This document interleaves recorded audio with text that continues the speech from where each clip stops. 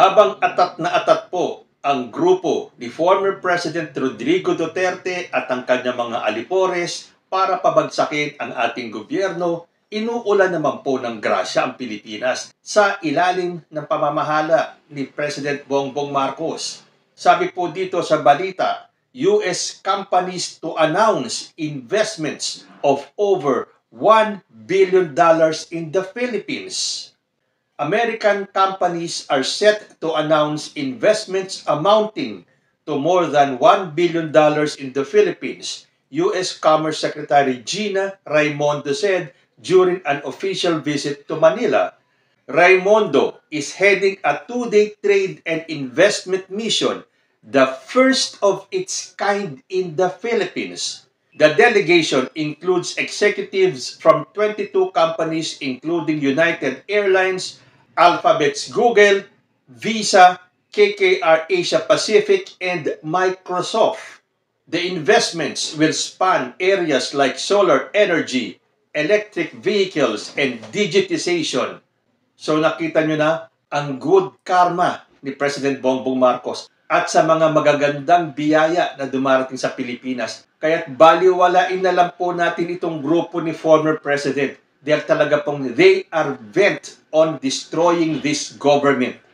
Hindi na po maitatatwa yan. So paano mapapabagsak ng grupo ni Duterte ang Pilipinas? Particularly ang ating Presidente Bongbong Marcos kung ganito naman ang mga biyaya dumarating sa atin. So sa tingin niyo, kahit na araw-arawin pa ng grupo ni Duterte ang mag-rally at kahit na magsisisigaw itong mga kaalyado niya tulad nila Ka Eric, nila Glenn Chong at kung sino-sino pa dyan, aba imamamaos kayo sa kakasigaw, wala pong patutunguhan yung mga rally ninyo. I tell you this, dahil hanggang dyan lang aabutin ang rally nyo kahit na sinasabi ni Digong na pasasaan daw ba at darating. Meaning, mapapabagsak din nila si President Bongbong Marcos. In your dreams, tulad nga na sinasabi ko, gising na po ang taong bayan. Ayaw na namin ng gulo, which is yun ang gusto ninyo. Mas marami pong Pilipino ang peace-loving. Dahil sa nakikita namin nangyayari magaganda sa Pilipinas, iintindihin ba namin kayo? Sa tingin ninyo, may mahihikayat kayong sumali sa grupo ninyo? Well, syempre, yung mga KOGC, yung mga miyembro niyan dahil pinoprotektahan nila itong appointed son of God daw na unti-unting nababalatan at nahuhubaran ang maskara ng inyong leader. At itong si former President Rodrigo Duterte na kahit na hirap na, ayaw pagpahingahin ng mga tao sa paligid niya. Nakita niyo naman nung huling rally, muntik na yatang ma-stroke o magka-seizure yung matanda. Pero baliwala sa mga alipores niya kahit na bumagsak si former president dyan, mas gugustuhin pa nila dahil para sa kanila, oras na may mangyari kay dating president, isisisi nila yan kay President Bongbong Marcos. At sa tingin nila, makakakuha sila ng simpatya, hindi na po, wala na po yung Duterte magic. Tingnan ninyo yung huling rally ninyo dyan sa Liwasang Bonifacio. Ano ang estimate ng PNP kung ilan ang dumalo? 2,000? Ang main speaker ninyo, si former president, na nagkakanda utal-utal na at muntik nang may mangyari sa kanya. Pero tuwang-tuwa pa rin kayo. Naku, sinabi ko sa inyo, wag naman po sanang may mangyari kay former president. Maawa po kayo sa dating presidente. Pagpahingahin nyo na po yan. Kahit na nakikita natin na kung ano-ano na, kahit na balentong na yung kanyang mga sinasabi. Laban bawi. Nahahalata na yung mga kasinungalingan niya. Tulad ng dalawang Marcos daw, ang may gustong bulat-latin ang Constitution, samantalang siya, nung termino niya, ay atat na atat siyang palitan ang Constitution. Yung pabago-bago siya na si President Bongbong Marcos ay drug addict, tapos hindi daw, wala daw siyang sinabi, kahit patayin daw siya ng 1,000 beses, wala daw siyang sinabi. So, malamang itong sinabi ng Metoyo, itong pamilyang Marcos, after a few days, babawi na ulit yan. Dati sinabi niya si Apo Lakay, si Ferdinand Marcos Sr. ang the best president. Ngayon, anong sinasabi niya ngayon? Binabanatan na rin niya ang tatay ni Senator Amy Marcos na hanggang ngayon, hindi pa kumikibo, hindi pa nagsasalita. Hinihintay po ng taong bayan kung ano ang magiging reaksyon ni Senator Amy Marcos sa pambabalahura ni ex-President Rodrigo Duterte kay Apo Lakay. Well, expected po natin ang isasagot ni Amy Marcos, kakaloka. Ha ha ha ha. Ay nako, Senator Amy, gumising-gising ka. Sabi tuloy ng mga netizens, sa ganitong mga magagandang balitang pumapasok, lalo na dito sa US companies to announce investments, naiinggit daw itong kampo ni Rodrigo Duterte. Dahil sa panahon niya, wala pong ganitong mga magagandang pangyayari. Bakit? Kasi lahat na lang minura niya. Ang magaling lang kay former president ay China. O anong ginagawa ng China ngayon sa atin? Binubuli tayo dahil nung panahon ni Duterte ay halos ipamigay niya ang Pilipinas sa China. So ano naman ang resulta ng pagbiyahe ni President Bongbong sa Germany? Sabi po dito sa balita, PBBM secures $4 billion investment deals in his 3-day working visit to Germany. Nagawa ba ni Digong yan noong panahon niya? Sa dami ng pinasyalan ni President Bongbong Marcos ng mga bansa, lahat po yan ay may magagandang naging resulta. May hinihintay pa tayong mga pledges, pero marami na po ang naisakatuparan. Inggit lang siguro tong grupo ni Duterte kasi hindi niya nagawa yung nagagawa ni President Bongbong ngayon. Ang feeling ng grupo nitong si Duterte, sila pa rin ang makapangyarihan. Hindi nila akalain na yung tinawag nilang weak leader ang magpapabago ng paningin ng taong bayan kay Rodrigo Duterte. Itong tatahi-tahimik na presidente natin ay matatabunan yung magagandang ginawa ni Duterte during his term. Hindi po natin maiaalis ang magagandang nagawa ni Duterte sa Pilipinas. Pero sa mga ginagawa niya ngayon, mabilis pong nagbabago ang paningin ng taong bayan kay Rodrigo Duterte. Ang dating kanilang tinitingala na presidente, bakit daw nagkaganito? Ako sa tingin ko, hindi po nanggagaling yan kay ex-President Duterte. Yan po ay mga sulsul na mga taong nakapaligid sa kanya. Nakita nyo na nga, nakakaawa na yung matanda, halos hindi na makalakad. Nagkakanda utal-utal na, hindi natin alam.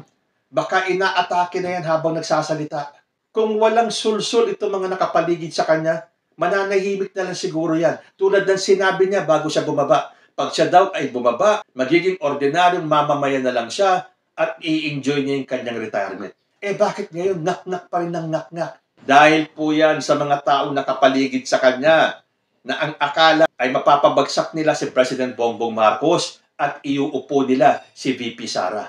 Pero kahit nakikita na natin ang mga galawan ni VP Sara, wala pa po siyang sinasabi na gusto niyang pabagsakin si President Bongbong Marcos at siya ay pumalit. Hanggat hindi po nanggagaling sa bibig ni VP Sara yan. Dahil understandably, makikiayon itong si VP Sara sa kagustuhan ng pamilya niya. But sad to say, ito po ang sumisira sa imahe ni VP Sara. Total, matagal pa po ang 2028. So, bahala na po ang grupo ni Duterte, bahala na po si VP Sara. Kung siya po ang mananalo pa bilang presidente sa 2028, yan po ay kaloob na ng Diyos. At kung sakaling si VP Sara ang maging presidente sa 2028, tatanggapin po natin yan dahil yan po ay kaloob ng Diyos. Hindi tulad ngayon, yung mga hindi rumirespeto sa sinabi ng Panginoon Diyos natin na kung sino ang nakaupo dapat respetuhin nyo dahil siya ang nagtalaga niyan. Pero itong mga antay, ang gustong-gusto nila ay ibagsak si President Bongbong Marcos. So sa tingin niyo magtatagumpay sila? Kahit 1,000 prayer rally pa ang gawin nila, pakikinggan kaya sila ng langit? Puro pagmumura, puro salungat sa tinuturo ng Diyos ang nakikita natin sa prayer rally nila. So dyan pa lang, kampante po tayo na hindi magtatagumpay itong grupo ni Rodrigo Duterte para pabagsakin ang ating Presidenteng Bongbong Marcos. Mark my word. So nakita ninyo, ito po ang mga resulta ng pagpasyal-pasyal ni President Bongbong Marcos sa ibang bansa. Ngayon naman, $4 billion investment deals ang nakuha ni President Bongbong sa kanyang biyahe or yung kanyang pamamasyal sa Germany. Para bang itong si former president ay hindi ng ibang bansa nung kapanahonan niya. Ay, oo nga pala. Ang pagkakaalam ko po kasi, limitado ang naging pagbiyahe ni former President Rodrigo Duterte dahil hindi naman siya naiimbitahan. Bakit po? Dahil negative ang dating ni Rodrigo Duterte sa ibang bansa. Dahil kung si Barack Obama ay nasabihan niyang go to hell, edi ano pa ang iisipin ng ibang bansa? Iimbitahan ba nila itong klase ng presidente ng Pilipinas na palamura? Yan po ang naging imahe ng Pilipinas during Duterte's term. At yan po ang nililinis ng ating presidente ngayon. At nakikita po natin nagtatagumpay si President Bongbong Marcos. So sino na nga po ang nagsabing wala daw ginawa si President Bongbong Marcos kundi pasyal na ng pasyal? Ito po yatang si former president na muntik nang atakihin sa stage sa kakalabas ng mga paninira at kasinungalingan kay President Bongbong Marcos. Gusto ko nang maniwala na inggit po ang pangunahing dahilan kung bakit nagkakaganyan si ex-President Rodrigo Duterte.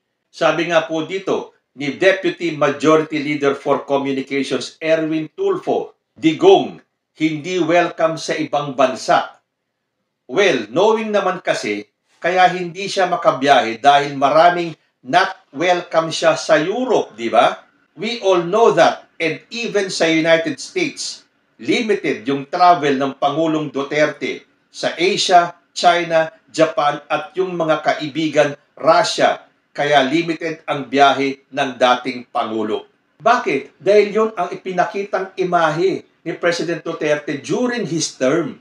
Na for the first time in Philippine history, nagkaroon tayo ng sangganong presidente. Akala natin si Erap na yung sanggano eh. Hindi pala. Dahil kahit na ganun, ang imahe ni former President Joseph Estrada, hindi po siya naging palamura. May narinig ba tayong pagmumura ni former President Joseph Estrada ng PI? Well, none that I can remember. Correct me if I'm wrong. So, ano ang sagot ni President Bongbong Marcos sa patutsada ni Duterte na pasyal-pasyal lang daw si Bongbong Marcos? Ito po, tinatawanan na lang ni PBBM. Pinakita pa ni President Bongbong, ito yung schedule ko. So, where is the pasyal? We do not make pasyal. Sa tingin ninyo, doon sa mga naniniwala, sa totoo lang ha, pasyal lang ang ginagawa ni President Bongbong Marcos? Nakakaawa kayo. Ang kikitid ng utak nyo para paniwalain ang sarili nyo. Well, alam ko yan. Kahit na alam nyo na hindi totoo, ipagpipilitan nyo yan. Dahil yan ang gusto nyong isiksik sa taong bayan, sa isipan ng madlang tao, na walang ginawa si President Marcos kundi ang mamasyal ng mamasyal. Wala na kasi kayong maibato kay President Bongbong Marcos. Kaya hanggang ngayon, yung 20 pesos na bigas pa rin ang hinahanap nyo na pinagpipilitan ninyo na ipinangako ng ating presidente. Kahit na wala kayong maipakitang video man lang na sinabi ng ating presidente na nangangako siya na pag nanalo siya, ibababa niya ang presyo ng bigas sa 20 pesos. Kundi ang sinabi niyang pangarap niya, aspiration. Pero dahil sa problema na global in nature, naiintindihan po natin na matatagalan pa bago dumating ang 20 pesos na bigas na yan.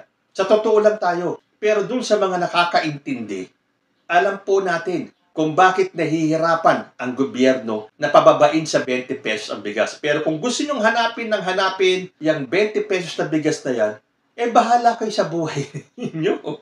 At doon sa pabago-bago naman na statement ni former President Rodrigo Duterte, alam na po natin yan.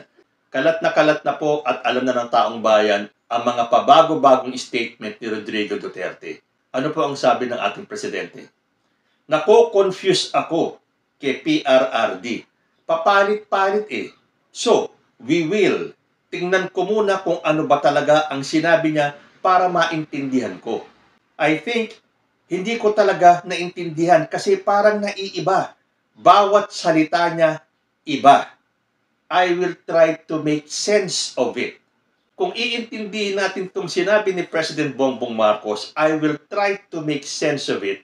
Ibig sabihin, para po sa akin, puro nonsense po ang sinasabi ni Digong at hahanapan pa ni President Bongbong Marcos ng sense. Ay nako, ito talaga si President Bongbong Marcos, suwabe din kung makabanat. At nakita naman natin, kahit na pinipersonal na siya ni former President Duterte, hindi po nagre-retaliate si President Bongbong. Ang sabi pa niya, Nothing personal against former President Duterte. So, kung paghahambingin po natin itong dalawang presidenteng ito, si former President Rodrigo Duterte at si President Bongbong Marcos, sino po ang pipiliin ninyo na maging presidente ng Pilipinas? Sino po ang mas pipiliin nyo na mamuno ng ating bansa? Kaya po nakita natin dito sa side ni former President kung ano ang puno, siya rin ang bunga. Lumalabas na po ang mga kasinungalingan na binubulid ni former President Rodrigo Duterte. So yung kanya mga alipores at yung kanya mga tagapagsalita at yung kanya mga vloggers, ganun din po. Nandito na rin lang tayo sa usaping pasyalan. Pasyalan naman po natin itong sa Chocolate Hills. Alam na po natin na mayroong isang private resort na itinayo dyan sa Chocolate Hills na yan. Kahit na sinasabi ng iba, pinagtatanggol nila na wala naman daw sa pinakasentro ng Chocolate Hills itong resort na to. Pero kahit na ipinagtatanggol nila na malayo naman daw sa pinakasentro ng Chocolate Hills, pero sinabi po dito ng UNESCO, the hills are located throughout the towns of Carmen, Batuan, and Sagbayan and consist of about 1,776 mounds of the same general shape. So, ibig sabihin, kasama po yan sa tinatawag na natural monument. So, hihintayin po natin ang magiging kaganapan dyan. Kasi hindi naman tayo pwedeng mag-chismis-chismis na lang dito na as usual, ibinibintang na naman nila at isinisisi kay President Bongbong Marcos. Ito talaga mga vloggers na to, wala nang magawa. Kundi ang isisi lahat ng mga nangyayari ngayon. Kahit na ito ay nangyari pa nung panahon ni former President Duterte, isisisi pa rin nila yan kay PBBM. Pero sa ngayon po, ito po ay temporarily closed na. At sasailalim po yan sa investigasyon. So, hintayin na lang po natin kung ano ang magiging resulta ng investigasyon na yan. Nakakapagtaka lang talaga. 2018 pa po nagsimula ang operation nitong resort na to. Wala bang nakapansin na may ginagawang resort dyan sa lugar na yan? Paano nakalusot yung mga permit para ipatayo itong resort na ito? Sino po ba ang totoong may-ari nito? Dahil may nag-comment sa akin, nagsalita na naman tong vlogger na to na inuugnay na naman ang pangalan ni First Lady Lisa Marcos dito sa resort sa Bohol. So hinanap ko po sa YouTube itong channel ng vlogger na to. Hindi ko na po pinanood dahil sigurado naman akong puro kasinungalingan lang. Pero totoo nga yung sinabi sa akin ng netizen. Na gumawa na naman ng kasinungalingan tong vlogger na to at sinasabing si Lisa Marcos daw ang nagpahukay. So meaning, gusto niyang paniwalain ang kanyang mga supporters na ang may-ari ng resort na ito ay si First Lady Lisa Marcos. Kasi hindi nila maisisi kay President Bongbong Marcos kahit ng iba sinasabi na naman kasalanan niya ni President Bongbong Marcos, bakit pinayagan? Samantalang if we look closely and search, 2018 pa po nag-umpisa ang operations niyan. Sabi sa inyo huwag po tayong basta-basta magpapaniwala. Lalo na sa grupo nito. Kung yung kanilang leader, maraming ginagawang kasinungalingan. Yung pa kaya mga followers niya? Yung pa kaya mga vloggers niya? Dahil ayon po dito sa balita, manager ng viral resort sa Bohol nagsalita na. Nagsalita na ang manager ng controversial na resort sa paanan ng Chocolate Hills na Captain's Peak Garden and Resort na naisyuhan sila ng mga kaukulang permit para maitayo ang naturang resort. Ayon kay Julieta Sablas, bagamat alam nila na ang kanilang resort ay nasa protected area, iginiit nilang hindi nila magamit ang lupa bilang sakahan dahil ito ay acidic. Dahil dito ay nagdesisyon umano ang kanyang kapatid na si Edgar Buton na itayo ang resort dahil sa magandang tanawin sa lugar.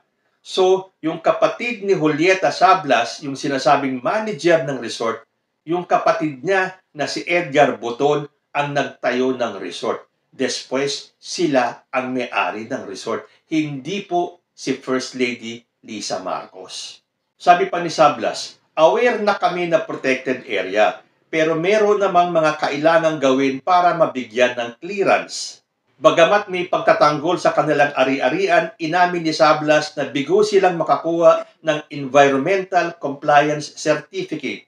Idinipensa rin niya ang mga komento online at sinabing hindi nila sinira ang Chocolate Hills. Okay, whatever. Pero kung ito po ay protected area, hindi po talaga pwedeng magtayo ng ganyang mga resort o gawing business area ito.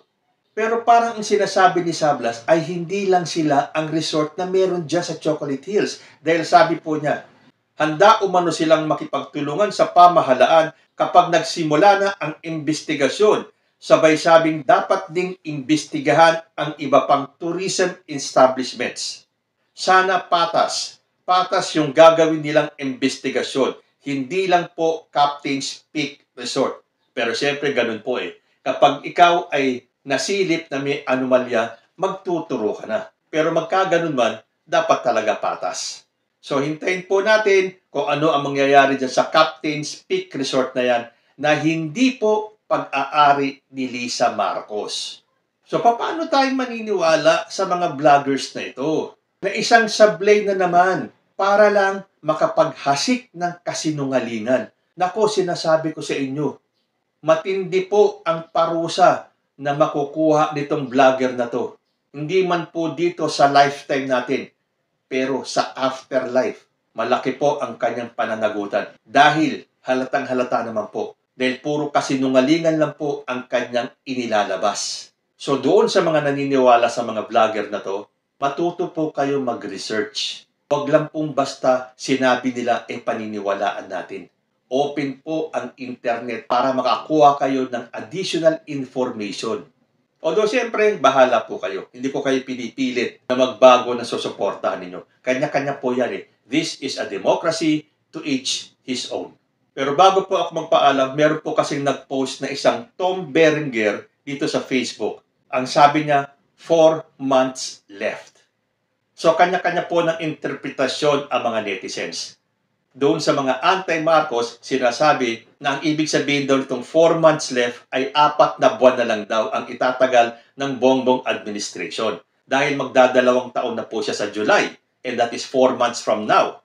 So ang gusto daw ipahiwatig nito ay hanggang 4 months na lang ang itatagal ng BBM administration. Doon naman sa nagbibigay ng ibang interpretasyon dito, sinasabi nila na 4 months to live na lang daw si ex-President Rodrigo Duterte. Ay nako, alam niyo kahit na ano po ang galit niyo sa isang tao, do not ever wish ill doon sa taong yun. Dahil babalik po sa inyo yan. So hintayin na lang din natin kung ano ang magaganap 4 months from now. Pero doon sa mga nagsasabing 4 months na lang daw ang itatagal ni President Bongbong Marcos at ng kanyang administrasyon. Ay, nakakatawa kayo. Kayo po, ano ang masasabi ninyo? Comment lang po down below at magkita-kita po muli tayo sa susunod na Usapang Tito Manny. Diyos ti Agnina. Peace.